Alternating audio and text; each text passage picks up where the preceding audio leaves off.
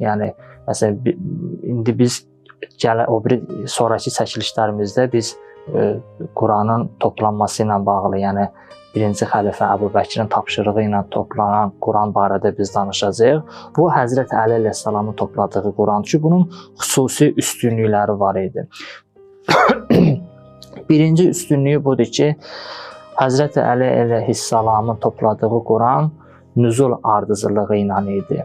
Yəni birinci hansı surə nazil olmuşsa, ikinci hansı surə nazil olmuşdusa, o cür Həzrət Əli əleyhissalam Quranı yazmışdı, toplamışdı bir yerə. İkincisi, Həzrət Əli əleyhissalamın müshəfinin qiraəti eyni ilə Həzrət Peyğəmbərin qiraəti idi. Yəni Həzrət Əli əleyhissalamın qiraəti ya Həzrət Peyğəmbər eyni idi. Yəni heç bir fərqlilik yox idi.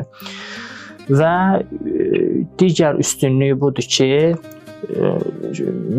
Quran-ı Kərimdə şən-ü nüzul, ayələrin nazil olma məkanı qeyd olunmuşdu, hadisələrlə bağlı yazılmışdı bu hadisəyə görə və bəzi şəxslərin adları qeyd olunmuşdu. Məsələn, münafiqun kəlməsi gələndə hansısa bir ayədə münafiqlər kəlməsini işlədəndə Allah, Həzrət Əli əleyhissalam həmin münafiqlərdən məqsəd kimlər idi?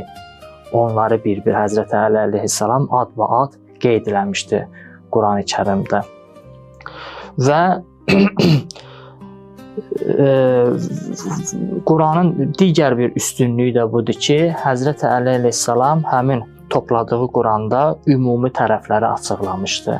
Məsələn, ayədir, ilahi bir kəlamdır, hansısa bir hadisəyə görə nazil olub, şən-ü nüzulunu qeyd edib və bunun ümumi tərəflərini Həzrət Əli əleyhissalam açıqlayır həmin müshəfdə.